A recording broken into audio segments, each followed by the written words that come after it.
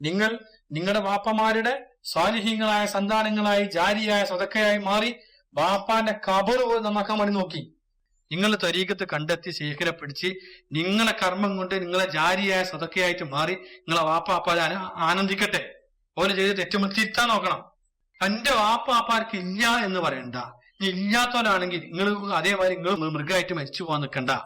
ഏറ്റവും കൂടുതൽ ഇവിടെ സംസ്കാരികമായിട്ടും ഇതിനൊക്കെ സാമ്പത്തികമായിട്ടൊക്കെ ഉയർന്നു നിൽക്കുന്ന മുസ്ലിങ്ങളാണ് ഏറ്റവും പിന്നിലിപ്പോ. ഒരു സ്കൂളിൽ പോയ 80% കഞ്ചാവാ. ഒക്കെ മാപ്പിളാരാ. എന്താ കാരണം? ഈ മദ്രസ പഠിച്ച കുട്ടികളെ തിരിച്ച് സ്കൂളിൽ എത്തുമ്പോ എങ്ങനെ ഈ ഹറാമൊക്കെ പോണത്?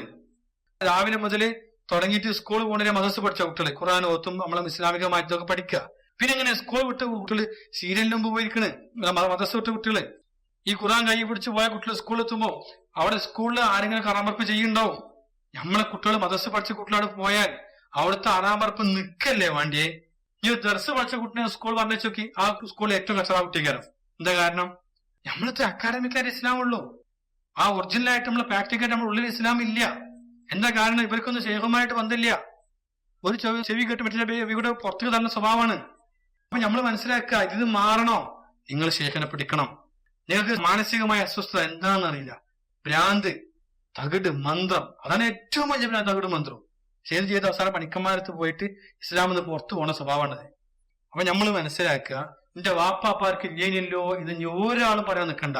വാപ്പാപ്പാർക്ക് ഇല്ലാന്ന് ഒരിക്കലും നിങ്ങൾ പറയരുത്. എല്ലാവർക്കും ഉണ്ട്. അങ്ങനെ ഇല്ലാത്തൊരു വാപ്പയാണെങ്കിൽ അദ്ദേഹം പേച്ചു പോയ ആളാണ്. അപ്പൊ അവരെ രക്ഷപ്പെടുത്തുന്ന ഡ്യൂട്ടി കൂടി ഇപ്പൊ നിങ്ങൾക്കുണ്ട്.